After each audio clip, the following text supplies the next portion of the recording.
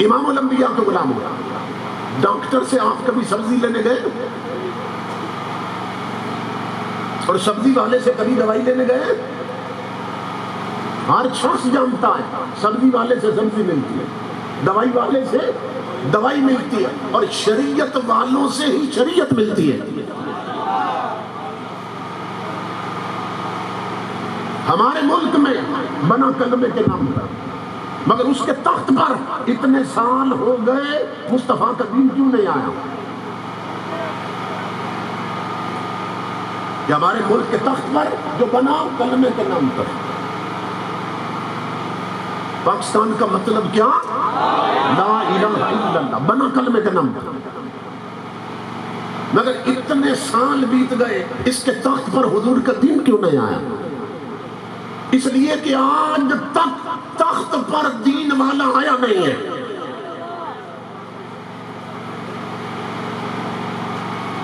آج تک شریعت پڑا ہوا حضور کے اس تخت پر نہیں آیا، اس تخت پر نہیں آیا. آپ کیا سمجھتے ہیں جنہوں نے یہودیوں سے پڑھا ہے وہ یہاں دین لائیں گے؟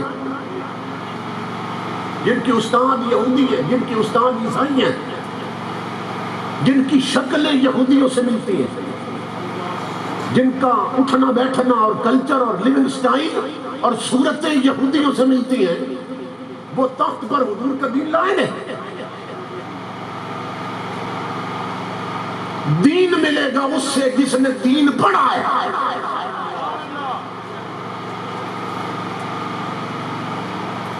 یہ جاہل دین لائیں گے جس ملک کے وزیروں کو کل شریف نہ آتی ہو. یہ تو ہر شخص جانتا ہے.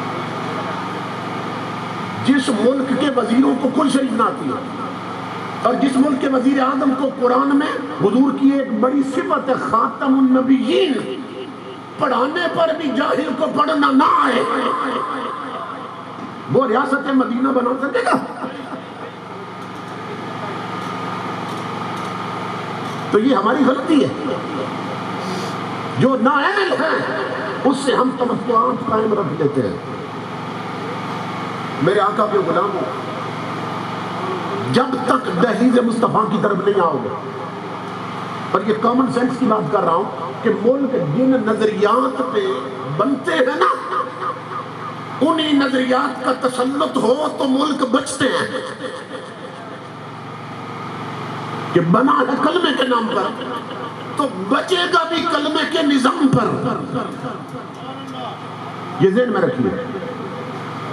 جنہیں یہ بھی معلوم نہ ہو کہ تاجدار کائنات کے لیے لفظ کون سا استعمال کرنا ہے، اتنے جاہل ہیں کیونکہ یہودیوں سے پڑھے ہیں نا. اقبال بھی وہاں پڑھ کے آیا تھا، مگر اقبال کی خوش قسمتی یہ تھی کہ اقبال نے انگریزی بعد میں پڑھی تھی، اور اس کی گھٹی میں اس کی ماں نے قرآن پہلے رکھا تھا. اقبال نے حضور کی شریعت پہلے پڑھی تھی.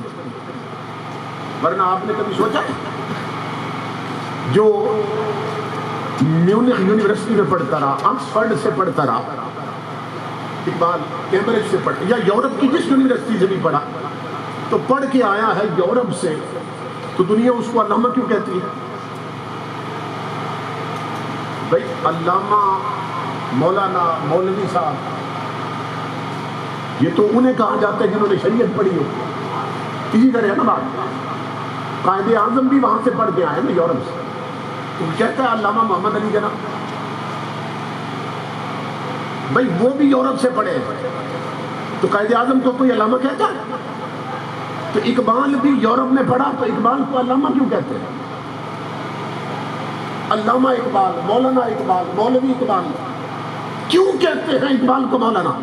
پڑھو اقبال کی بایوگرافی، اس لیے کہ اقبال نے انگریزی اور فلسفہ بعد میں پڑھا ہے اور نبی کی شریعت پہلے پڑھی ہے. یہی سبب ہے اپنی پوئٹری میں اقبال کا کلام پڑھے نا، اقبال اپنی شاعری میں قرآن پاک کی آیتیں لے آتا ہے. یعنی اس حد تک اقبال کا شریعت سے تعلق، قرآن سے تعلق، کہ وہ اپنی پوئٹری میں بلا تکلف قرآن کی آیتیں اسی بدل کے لے آتا ہے. کیوں؟ اس لیے کہ پہلے اس نے قرآن پڑھا تھا. گلستان بوستان پہلے پڑھی تھی، عربی فارسی اقبال نے پہلے پڑھی، اور یہ ساری چیزیں بعد میں پڑھی. اقبال وہاں سے نکلا ہے، اور جو صرف انگریزی پڑھتے ہیں جیسے ہمارے حکمرانوں نے پڑھی ہوئی ہے، یہ صرف ABC کا پردہ ہے، ان سے بڑا جاہل کوئی نہیں. یہ 4 انگریزی کے جملے بولتے ہیں نا، آپ کہتے ہیں بڑے پڑھے لکھے، تو یہ جتنے پڑھے لکھے ہیں وہ ان کی گفتگو سے اندازہ ہو جاتا ہے. اقبال کہتا ہے کہ ان کا حال یہ ہے کہ تیرا وجود سراپا تجلی افرنگ، کہ تو وہاں کے عمارت گروں کی ہے تعمیر.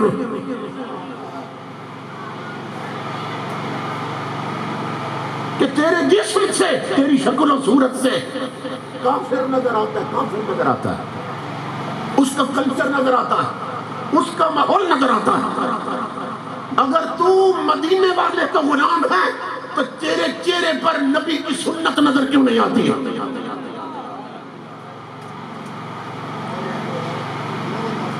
تیرے تن پر کوئی تو علامت ہو حضرت صلی اللہ علیہ وسلم کی غلامی. چلو پیشانی میں سجدے کا نور تو جتنی اقوام ہے نا ان کی کچھ سمبل ہیں، کچھ مذہبی علامتیں. میں یورپ جاتا رہا ہوں تو وہاں 40 سال سے سکھ رہتے، وہاں ہندو رہتے، تو میں نے دیکھا کہ وہاں سکھوں نے، یہ ان کی مذہبی علامت ہے، خاص انداز کی سٹائل کی پگڑی باندھتے ہیں اور خاص انداز کی داڑھی رکھتے ہیں سکھ. انہوں نے اس کلچر میں بھی اپنی وہ مذہبی علامت نہیں چھوڑی. اور فرانس میں ایک یونیورسٹی میں انہوں نے یہ قانون بنایا کہ جو سکھ ہیں انہیں اپنی پگڑیاں اتار کے پاوے جانا پڑے گا اور یونیورسٹی میں آنا پڑے گا. سکھوں نے ہڑتال کر دی.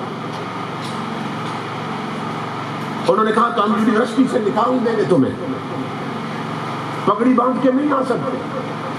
کافر ہیں مگر اپنی مذہبی علامت اور مذہبی رہنما کی دی ہوئی علامت سے اتنی محبت. انہوں نے کہا تم یونیورسٹی کی بات کرتے ہو، ہم فرانس چھوڑنے کو تیار ہیں مگر پگڑی نہیں چھوڑ سکتے ہیں. کافر ہو کر اپنے مذہبی رہنما کی دی ہوئی سمبل اور علامت اتنی محبت کرے، اور ہم نعرہ لگائیں کہ غلامی رسول میں موت بھی قبول ہے اور حضور کی سنتیں بھی چھوڑ دیں. یہ کون سا تعلق ہے حضور کے ساتھ؟ جو ہندو ہیں وہ کشکا لگاتے ہیں، زنار پہنتے ہیں. یورپ کے ماحول میں 40-50 سال رہ کر بھی ہندوؤں نے اپنی وہ مذہبی علامت نہیں چھوڑی ہے.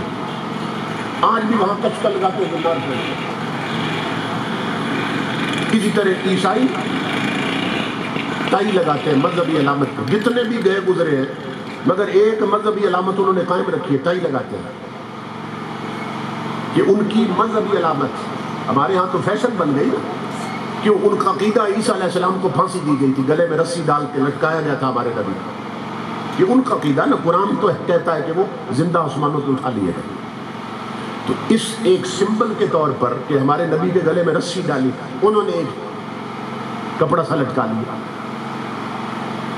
بعض لوگ اسے نہیں مانتے کہ یہ ان کی مذہبی علامت نہیں ہے. یہ آپ نے کبھی دیکھا ہے کہ چائی کو جب گرا لگاتے ہیں، گانٹھ دیتے ہیں، گڈ مارتے ہیں جب چائی کو، تو اس طرح نہیں مارتے جیسے بکری کی رسی کو مارتے ہیں یا کسی گچھڑی کو باندھنا ہو تو اس کو گرا لگاتے ہیں. ایسے نہیں باندھتے ہیں. اس کا ایک خاص ٹائٹ ہر بندہ لگا بھی نہیں سکتا. کیوں؟ جب وہ لگاتے ہیں نا تو ٹرائی اینگل بنتا ہے، 3 کونے بنتے ہیں اس کے، وہ جو گرا لگاتے ہیں. یہ کیا ہے؟ یہ ان کا عقیدہ تثلیث ہے. یہ ٹرینٹی کا تصور، عقیدہ تثلیث. تو یہ اس طرح ٹرائی اینگل بنا کے نا گرا لگاتے ہیں. تو یہ عیسائیوں کی مذہبی علامت.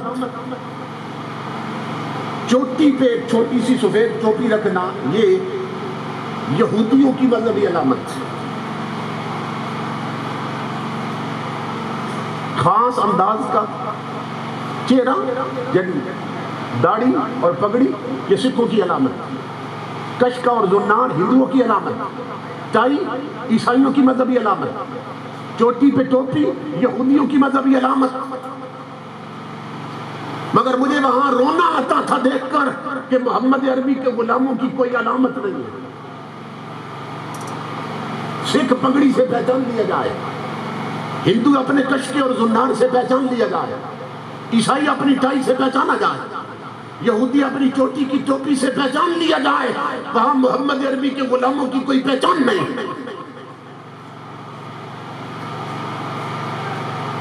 جیسے ان کے چہرے اسی طرح ان کے چہرے، ان کی بہو بیٹیاں اور ان کے بچے اور اولاد پگوں اور قلموں میں بیٹھی ہے. ہمارے بچے اور ہماری نسلیں بھی پگوں اور قلموں میں بیٹھی ہیں. لیکن جس سے پوچھو وہ ہے مسلمان. آخر مسلمان کیا بلا ہے؟ کس شہر کو کہتے ہیں مسلمان؟ اس طرف ہے کسی کا بیان. قرآن حکیم میں اللہ رب العزت نے فرمایا یا ایھا الذین آمنوا ادخلوا فی السلم کافہ، اے ایمان والے پورے کے پورے اسلام میں داخل ہو جاؤ، مکمل طور پر اسلام میں داخل ہو جاؤ. یہ نہیں کہ آدھے تیتر اور آدھے بٹیر بنے رہو. جو قومیں آدھا تیتر اور بٹیر بنتی ہیں نا، ان کی حالت دھوبی کی اس کتے جیسی ہو جاتی ہے جو نہ گھر کا رہتا نہ گھاٹ کا رہتا. اور ہم آدھے تیتر اور آدھے بٹیر کہ جلسہ ہوا اور جمعہ پڑا تو ممبر کے سامنے بیٹھ کے تقریر بھی سن لی، گھر گئے تو نیٹ پر بیٹھ کر اور ٹی وی پر بیٹھ کر انڈیا کی فلمیں بھی دیکھ لیں. گھر میں کوئی مر گیا تو حافظوں کو بلا کر ختم بھی کروا لیے، اور گھر میں بیٹے کی شادی ہوئی تو ڈیک لگا کر کنجریوں کے گانے بھی چلا دیے.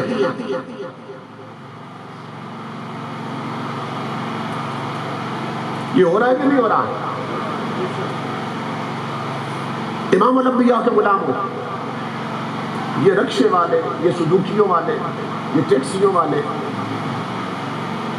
اندر انہوں نے نا ایک چھوٹا سٹیکر ہے جس پر آیت الکرسی لکھی ہوتی ہے یا سورہ یاسین، وہ بھی لگایا ہوتا ہے. اور 6 گھنٹے ان کی کوچوں میں اور بسوں میں اور ٹرکوں میں سفر کرو تو پورے راستے طوائفوں کے گانے چلتے رہتے ہیں. اور ظالموں یہ سورہ یاسین کیوں لٹکائی ہے؟ تمہیں نہیں معلوم؟ تمہارے نبی نے فرمایا کہ جس جگہ پر طوائف کے گانے کی آواز آئے اس جگہ پر اوپر سے رب کی لعنت اترتی ہے. حضور صلی اللہ علیہ وسلم نے فرمایا صوتان ملعونان فی الدنیا والآخرہ، 2 آوازیں ایسی ہیں، 2 آوازیں، میں پوری حدیث پڑھ کے سنانے لگا.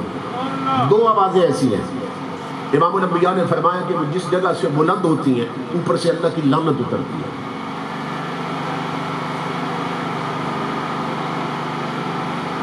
ہماری زندگی میں نحوستیں کیوں ہیں؟ بے برکتی کیوں ہیں؟ بے سکونی کیوں ہے؟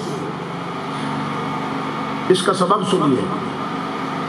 اگر آپ یہ کرتے ہیں تو اس سے بچیے، گھر میں اس چیز کو بند کیجیے. میرے آقا نے فرمایا 2 آوازیں اللہ کو اتنی ناپسند ہے جس جگہ سے وہ اونچی ہوتی ہے اوپر سے اللہ لعنت بھیجتا ہے اس جگہ پر، اور جو بلند کرتا ہے اس پہ لعنت اتارتا ہے. صحابہ نے پوچھا آقا کون سی آوازیں؟ فرمایا رنت عند مصیبت و مزمار عند نعمت. امام الانبیاء نے فرمایا جس گھر میں کوئی فوت ہو جائے، کسی کی موت ہو جائے، اس گھر میں میت پر جب عورتیں اور مرد اونچی آواز میں چیخنے چلانے لگ جاتے ہیں اوپر سے اللہ کی لعنت اترتی ہے. میت پر پیٹنا اور ماتم کرنا یہ تو اس سے بھی بڑا حرام کام ہے. عورتیں میتوں پہ پیٹنے لگ جاتی ہیں، وہ تو بہت بڑا حرام کام ہے. اور حضور نے فرمایا ان کا میری امت سے کوئی تعلق نہیں. یہ بخاری شریف تاریخ حدیث کی سب سے اتھینٹک کتاب ہے. اس میں حضور فرماتے ہیں فلیس منا، بات ہی یہاں سے شروع کی، فلیس منا وہ میرا نہیں ہے. کون؟ من ضرب الخدود وشق الجیوب ودعا بدعوى الجاہلیہ، کہ جس کے گھر میں کوئی فوت ہو جائے اور اس پہ مصیبت آئے اور وہ ماتم کرنے لگ جائے اور وہ پیٹنے لگ جائے، آقا فرماتے ہیں وہ میرا نہیں ہے.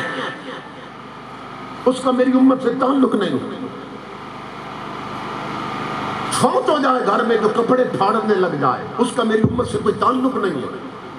اور جو زمانہ جاہلیت کی طرح بین کرے, نوحے پڑے, مرثیے پڑے میت پر, اس کا میری امت سے کوئی تعلق نہیں ہے. آقا فرماتے ہیں جہاں سے یہ آواز بلند ہوتی ہے نا, چیخنے چلانے کی آواز, اوپر سے لعنت اترتی ہے.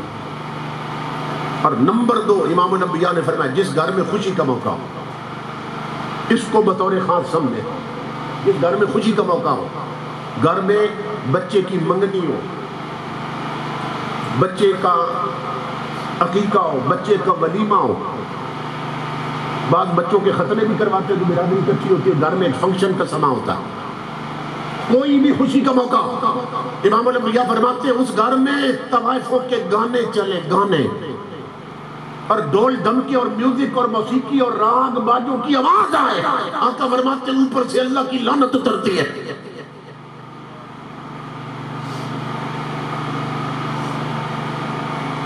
اب مجھے بتائیے آقا کے میلاد میں آنے والوں, کوئی رکشہ ہے جس میں گانے نہ ہو, کوئی سوزوکی جس میں گانے نہ ہو, کوئی ٹرک جس میں گانے نہ ہو, کوئی بس جس میں گانے نہ ہو. بڑی بڑی کوچیں ہیں, اسکائی ویز ہیں, فیصل موورز ہیں, ڈائیو ہے, بڑی بڑی کوچیں ہیں, صرف گانے نہیں ہوتے, ایل سی ڈیز لگی ہے اور انڈیا کی فلمیں چل رہی ہیں. کوئی شریف آدمی وہ بیٹیوں کے ساتھ بیٹھ کر سفر نہیں کر سکتا. میں نے انگلینڈ میں برمنگھم سے لے کر اسکاٹ لینڈ کا آخری شہر ہے ڈنڈی, گلاسکو اور ایڈنبرا, وہاں تک 8-8 گھنٹے انگریزوں کی نیشنل کوچز میں سفر کیا. کوئی میوزک نہیں ہے, کوئی ٹی وی نہیں لگا. انگریز یا پڑھتے جاتے ہیں اپنی کتابیں, یا پھر سو کے سفر کرتے ہیں, یا اپنی گپ چپیں لگاتے ہیں. جس بے غیرت قوم کے کلچر کو ہم نے اڈاپٹ کیا, بے غیرتی اور بے حیائی میں وہ پیچھے رہ گئی, ہم آگے نکل چکے ہیں.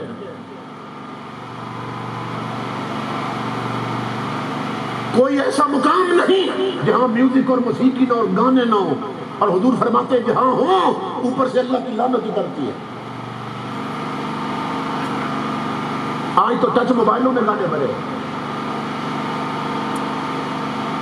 سن 1987 میں نا واشنگٹن ڈی کا علاقہ ہے امریکہ کا, وہاں ایک کانفرنس ہوئی ہے. تو وہ کانفرنس ہی اس وجہ سے قائم کی گئی تھی کہ انہوں نے جو برین اسپیشلسٹ تھے وہاں کے, انہیں بلایا تھا کہ یہ بتاؤ کہ یہ جو موجودہ دور میں میوزک اور موسیقی ہے, اور یہ جو گانے ہیں اور ڈھول ڈھمکے اور رانگ باجے, یہ انسان کے دل اور قلب و باطن پہ کیا اثر کرتے ہیں. امریکہ سے ایک کتاب چھپی ہے, the closing of American mind, یہ کتاب امریکہ سے چھپی ہے.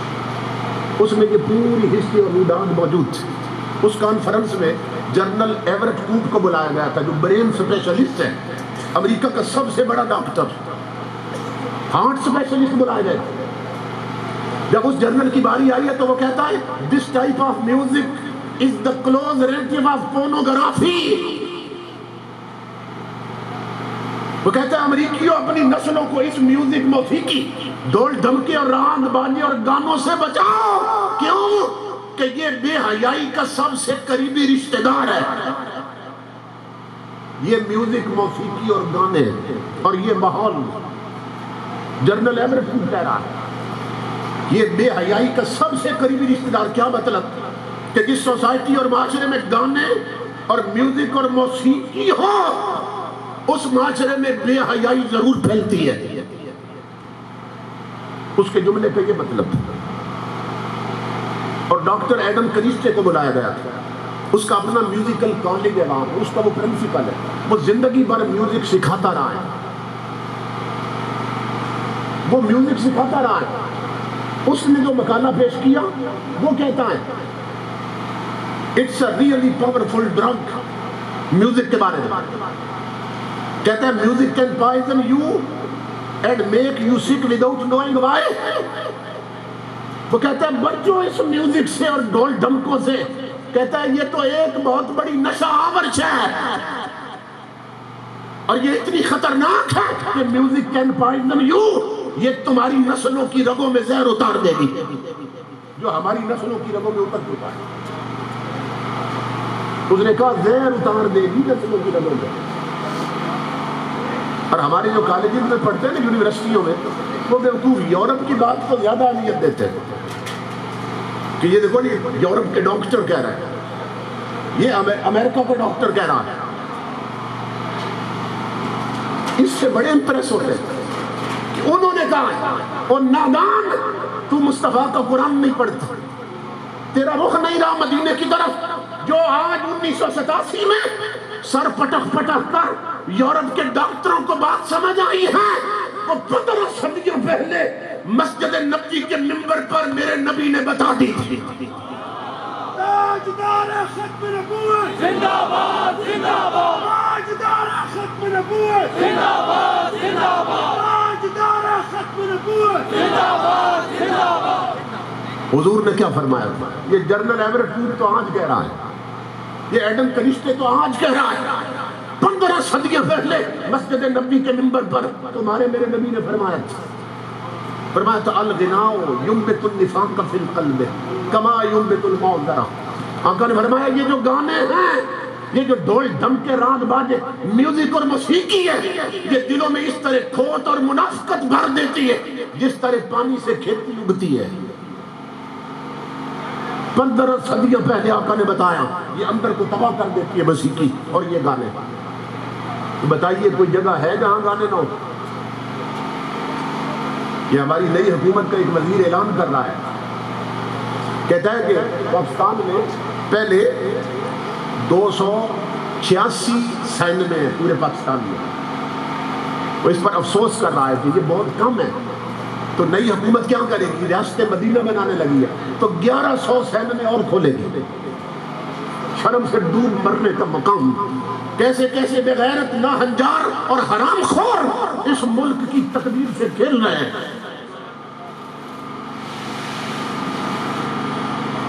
اس لیے میرے آقا کے غلاموں، آنکھیں کھولو آنکھیں کھولو، حضور کا دین پڑھو، دین کو سمجھو، دین کو اپناؤ۔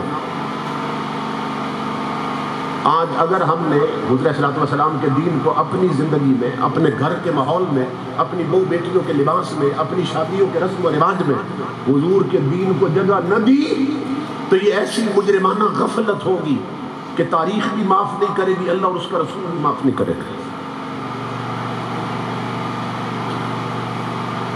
امام الانبیاء نے فرمایا تھا، اپنی امت کے مردوں کو حضور نے فرمایا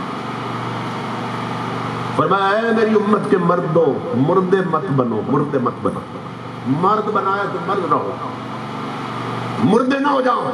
کیا اذا جاء امورکم الی نسائکم فبطن الارض خیر لکم من ظہرہا۔ حضور فرماتے ہیں میری امت کے مردوں، اگر تمہاری زندگی کے تمام معاملات اور زندگی کے تمام ڈیسیجن عورتوں کے ہاتھ میں چلے جائیں تو امام الانبیاء فرماتے ہیں مردوں، تمہارے لیے زندہ رہنے سے مر جانا بہتر ہے۔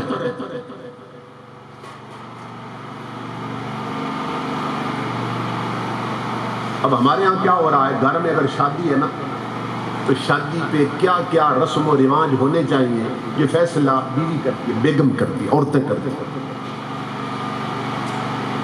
بیٹے کی شادی ہے، بہو کے لیے کپڑے کیسے خریدنے ہیں یہ فیصلہ گھر کی عورت کرتی ہے۔ بچوں کو تعلیم کہاں کہاں دینی ہے، کہاں کرنی، عورت کر رہی ہے۔ باپ نے منہ میں دہی جما رکھی، اور اس دہی جمانے کی وجہ سے حال یہ ہوا کہ جس خاندان کی عورتوں کے پاؤں کی پشت پر بھی غیر محرم کی نظر نہیں پڑی تھی، آج اس گھر کی بیٹیوں کی نیک لائنیں نظر آتی ہیں اور آدھے ننگے جسم لے کر بازاروں میں پھر رہی ہیں۔ اقبال نے کہا تھا انجام غلامی کیا کہیے، بربادی سی بربادی ہے، جو درس شہبت ہاں نے دیا وہ درس پڑھانا بھول گئے۔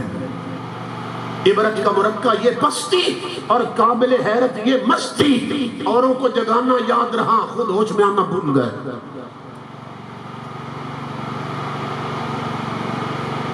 عورت بے لباس ہو گئی، مردوں نے منہ میں دہی جما رکھی، نہیں بولے گا۔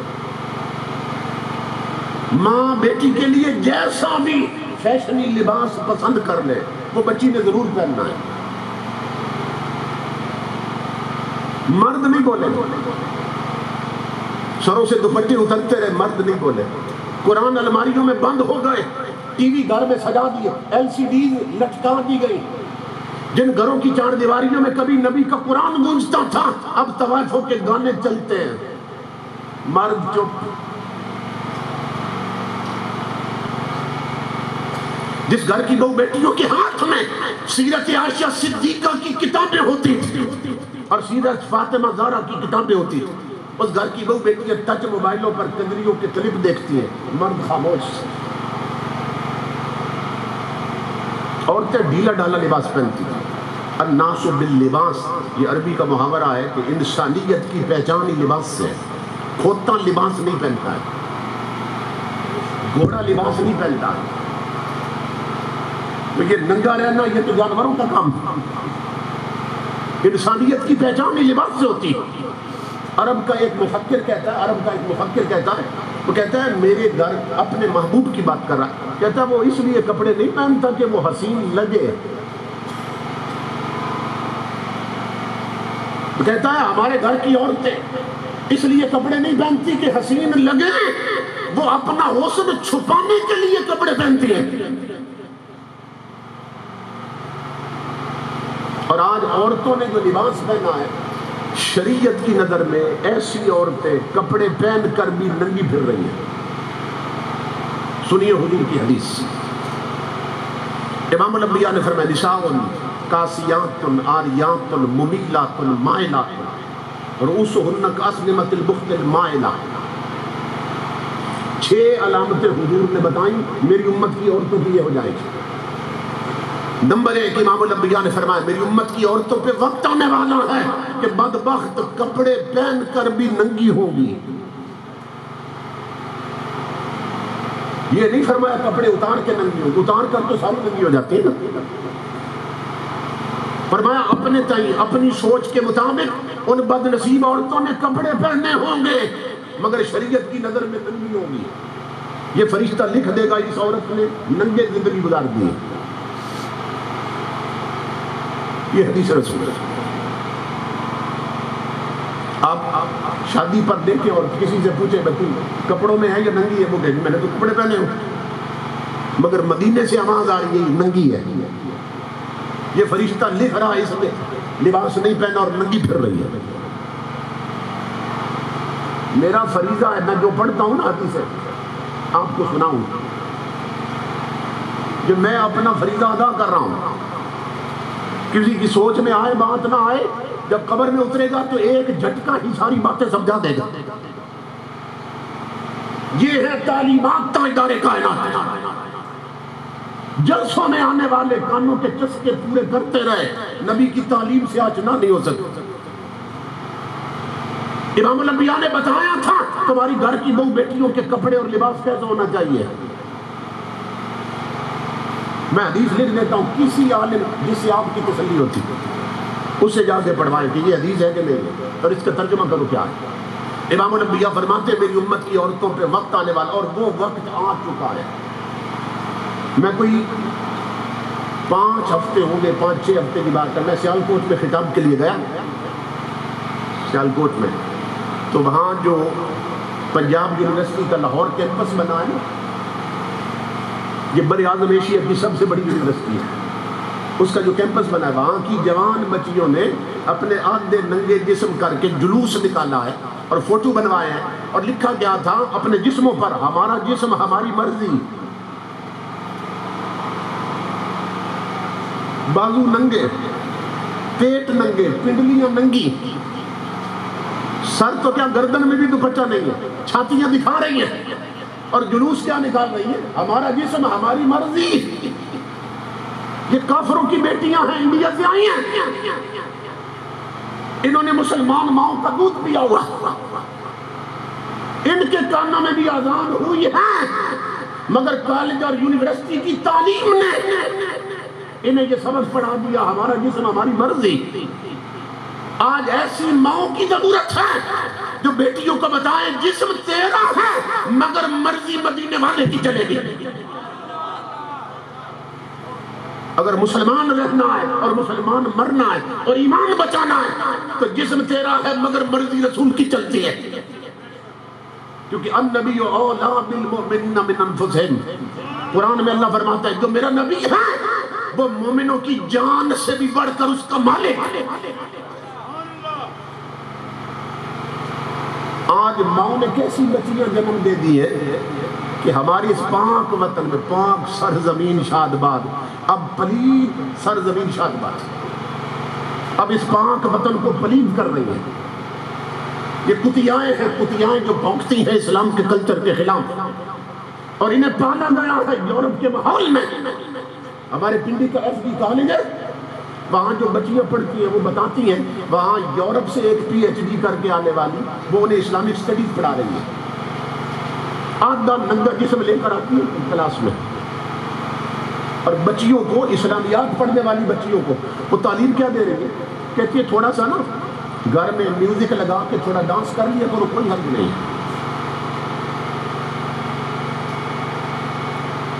سر پر اگر دوپٹہ رکھو گی یا پردہ کرو گی، کہتی ہے اس سے دماغ کی بیماریاں پیدا ہوتی ہیں۔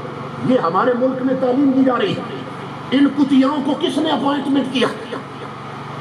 یہ جو اسلام کے خلاف بھونک رہے ہیں، یہ نیچے سے اوپر تک تیری بربادی کے سامان ہو رہے ہیں۔ امام الانبیاء کے غلاموں، وہ لوگ کہ جن کی زبان امریکہ کے ٹکڑے ہیں اور جو امریکہ کے غلامی میں کتے بنے ہوئے ہیں، وہ وہاں کا کلچر یہاں لانا چاہتے ہیں۔ اگر اس ملک کو بچانا ہے تو اس کے تخت پر کوئی محمد عربی کا دیوانہ لاؤ، وہ لاؤ جس نے 15 سال ٹوٹی چٹائی پر بیٹھ کر محمد عربی کا دین پڑھا ہے، ورنہ یہ کچھ بھی نہیں کر سکے۔ اس حد تک جہالت راج کر رہی ہے۔ کچھ عرصہ پہلے کی بات، کمشنر پاکستان کا کمشنر ہے، اس کا باپ مر گیا، جنازہ گاہ میں نا اس کے باپ کی میت رکھی، ڈیڈ باڈی آگے، تو کمشنر میرے ایک دوست ساتھ تھے، ان کے ساتھ پہلی صف میں کھڑے باپ کا جنازہ پڑھنے لگے، تو کمشنر نے اپنی جیب سے رومال نکالا اور زمین پر بچھا دیا۔ تو میرے دوست پوچھنے لگے کمشنر صاحب یہ رومال زمین پہ کیوں رکھ دیا یوں پھیلا کے؟ تو پاکستان کے کمشنر صاحب فرمانے لگے کہ نیچے چٹائی بھی کوئی نہیں ہے، دری بھی نہیں ہے، قالین بھی نہیں ہے، تو جب سجدے میں جائیں گے تو منہ سارا گندا نہیں ہو جائے گا مٹی سے؟ اب وہ جو آگے بابا جی اس کی ڈیڈ باڈی پڑی ہے نا میت، وہ چیخ رہا ہے، لیکن اس کی اب چیخیں کون سنے؟ وہ جو برادری کٹی ہوتی ہے نا شادی پر یا مرنے پر، تو جن کے بچے افسر ہوتے ہیں نا، ان بابوں کی گردنوں میں سریا رہتا ہے، تو بتاتے ہیں میں کلاس 1 آفیسر کا باپ ہوں، میرا بیٹا اے سی ہے، ڈی سی ہے، کمشنر ہے، ڈاکٹر ہے، انجینئر ہے، ان میں تکبر ہوتا ہے۔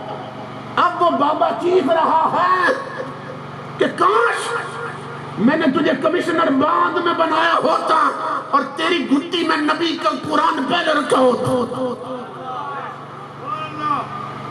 کہ تو کمشنر بن گیا بدبخت، اور تجھے نبی کی شریعت کی اتنی خبر بھی نہیں کہ نماز جنازہ میں سجدہ ہوتا بھی ہے کہ نہیں ہوتا۔ یہ صرف اس کمشنر کی بات نہیں ہے، یہ پیغام میں اس لیے دے رہا ہوں، اگر آپ نے اپنی اولاد کا رخ حضور کے دین اور شریعت کی طرف نہ کیا اور سب سے پہلے انہیں دین نہ پڑھایا اتنا جتنا مسلمان کی ضرورت، تو پھر یہ آگ گھر گھر لگنے والی ہے، یہ آگ گھر گھر لگنے والی ہے۔ اسلام جو ہے نا وہ ایک مکمل ضابطہ حیات ہے، یہ نہیں کہ اس میں اپنے چسکے کی چیزیں جو ہمیں پسند آئے وہ اڈاپٹ کر لیں، وہ ہم اختیار کر لیں، اور جو طبیعت پہ بوجھ ڈالتی ہیں انہیں چھوڑ دیں، ایسا نہیں۔ تو ہم کیا کرتے ہیں؟ اب یہاں کتنے گھنٹوں سے آپ بیٹھے، مجھے آپ کا احساس ہے، مجھ سے جو ٹائم لیا تھا نا انہوں نے، جو تاریخ مجھ سے لی گئی تھی وہ پورے 12 بجے تاریخ بدل چکی ہے۔ یہ میرا احساس ہے، میں نے کہا آپ کا وقت ضائع نہ ہو، یہ لیٹ کرتے رہے، گلوکار گویے لگے رہے، معلوم نہیں کیا کیا پڑھتے رہو گے، اپنے جلسوں کو مختصر کرو، ٹائم کی پابندی کرواؤ، صرف ایک تلاوت برکت کے لیے اور ایک نعت رکھو، ایک نعت، اور بھرپور طریقے سے، تاکہ کسی عالم کا کتاب ہو اور آپ کو قرآن سنائے اور حضور کی حدیثیں سنائے. اتنی دیر سے آپ بیٹھے اور آپ تو ابھی چلے جائیں گے نا، میں تو ختم کرنے والا ہوں. لیکن یہ ہے کہ ہمارے ہاں جو بڑی بڑی محفلات ہوتی ہیں وہ فجر تک جاتی ہیں. اور ہوتا کیا ہے، جب ادھر اذان کا وقت ہوتا ہے نا، اس وقت مجلس برخاست اور گھر جا کے دنیا سو جاتی ہے، فجر کو نہیں پڑھتی. جو عشاء پڑھ کے لیے فجر کیسے پڑھیں گے؟ اور ساری رات جھومتے رہتے ہیں، نعت خوانی سن کر نا داد بھی دیتے ہیں، امداد بھی دیتے ہیں.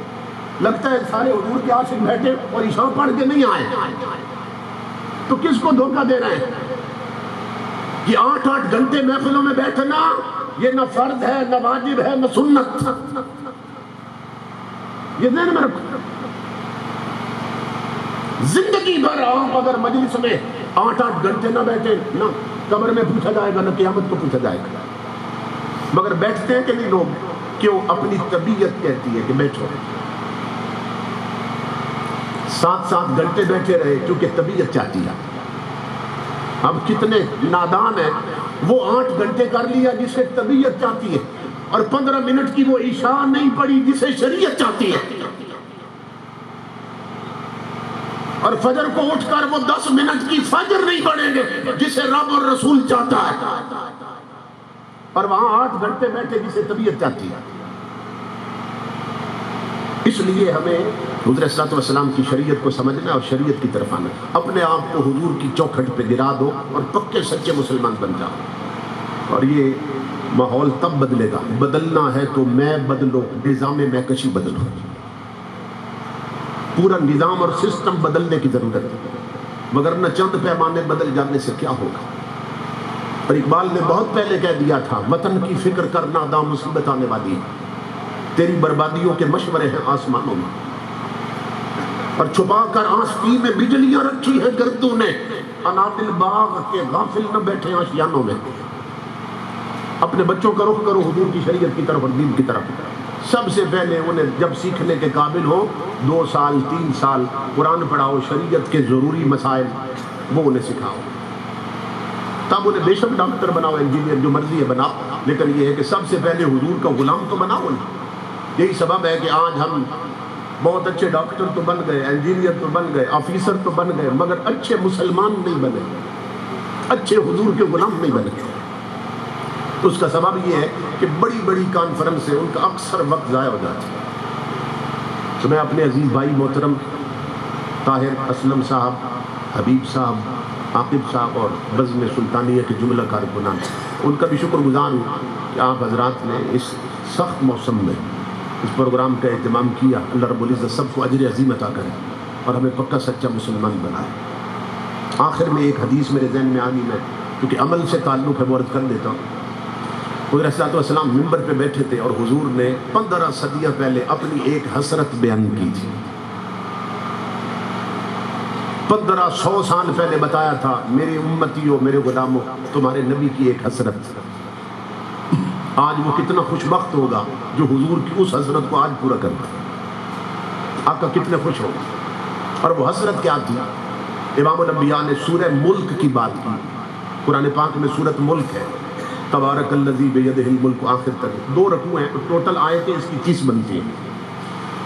حضور صلی اللہ علیہ وسلم نے منبر پہ فرمایا تو احب ان تکون هذه السورۃ فی قلب کل رجل وامرأۃ من امتی. حضور نے فرمایا کہ یہ جو سورۃ ملک ہے نا، فرمایا تمہارے نبی کی یہ حسرت ہے، یہ میرے ہر امتی کے سینے میں چلی جائے. کیا مطلب؟ یعنی ہر امتی میرا اس سورت کو یاد کر لے زبانی.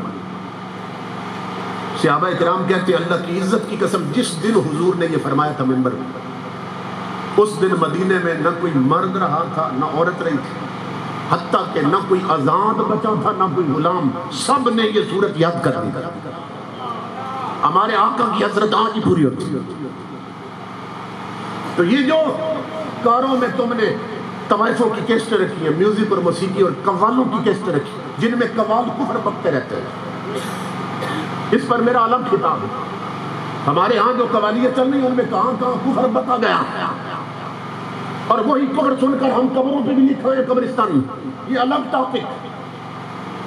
تو امام الانبیاء کے غلاموں وہ جو کاروں میں چلتے ہوئے نا سفر میں کنجریوں کے گانے چلاتے ہیں وہ سورہ ملک سنا کریں، وہ تلاوت قرآن کی کیسٹیں چلائیں، آتے جاتے سنتے سنتے آپ کو یہ صورت یاد ہو سکتی ہے۔ 30 آیتیں اور ایک دن میں صبح سے شام تک ایک آیت اگر آپ پڑھتے رہے وقفے وقفے سے پڑھتے تکرار کرتے شام تک وہ آیت آپ کو یاد ہو جائے گی، اور مہینے میں 30 دن ہوتے ہیں، مہینے بعد پوری صورت یاد ہو جائے گی اور حضور کی حسرت پوری ہو جائے گی۔ تو حضور نے فرمایا کہ جو میرا امتی ہر روز یہ صورت پڑھ کے سوتا ہے اس کو قبر کا عذاب نہیں ہونے دیتی۔ اس پر اور حدیثیں ہیں لیکن میں اس طرف نہیں جاتا چونکہ وقت متحمل نہیں ہے، لیکن بزرگوں کا ایک ٹوٹکا سن لیں، اس میں 30 آیتیں، مہینے کے دن ہوتے ہیں 30۔ تو یہ مجرب نسخہ ہے اللہ والوں کا، اللہ کے ولیوں کا، کہ پہلی رات کا چاند دیکھ کر جو بندہ یہ سورہ ملک پڑھ لیتا ہے تو مہینے کے ایک ایک دن کی اس کی ایک ایک آیت محافظ ہو جاتی ہے۔ یعنی جس مہینے میں بندے نے یہ عمل کر رکھا ہو نا، اس مہینے میں اگر آسمان بھی زمین پہ گر جائے یا زمین پاؤں سے نکل بھی جائے اس بندے کا بال بھی ٹیڑھا نہیں ہوگا۔ یہ صورت اس پہ اپنا سایہ ڈالتی ہے، بچا لیتی ہے، حفاظت میں رکھتی ہے۔ آج ہم عذاب کے مستحق بن چکے ہیں۔ یہ سورج گرہن جو ہے نا، جو حضور نے فرمایا تھا یہ اللہ کی ناراضگی کی علامتیں ہیں، یہ زلزلے جو آتے ہیں جھٹکے آ رہے ہیں یہ اللہ کی ناراضگی کی علامتیں ہیں، جو حضرت صلی اللہ علیہ وسلم فرماتے ہیں۔ تو اس لیے ہمیں چاہیے کم از کم یہ صورت تو یاد کر لیں، چلتے پھرتے سنیں، کیسٹیں چلائیں، سزوکیوں والے، رکشوں والے۔ اب دیکھیں یہ مزدور لوگ ہیں، سزوکی والے، ٹرک والے، رکشے والے، صبح نکلتے ہیں اپنا رزق کمانے کے لیے اور سارا دن طوائفوں کے گانے چلا کر جب گھر لوٹتے ہیں تو بدنصیب اتنا رزق نہیں لاتے جتنی لعنتیں کما کے گھر آتے ہیں، پورا دن ان پر لعنتیں اترتی رہتی ہیں۔ اس لیے اپنی زندگی کو نحوست سے نکالیں اور مبارک اور برکت والی بنائیں۔ میں اپنے بھائیوں کا شکر گزار ہوں جنہوں نے بڑی محبت سے اہتمام کیا اور محنت کی، اور آپ بھی کہ اس سخت سردی میں یہاں تشریف فرما رہے ہیں۔ اللہ سب کا آنا قبول کرے، ہمیں عملاً حضور کا غلام بنائے۔ وما علینا الا البلاغ۔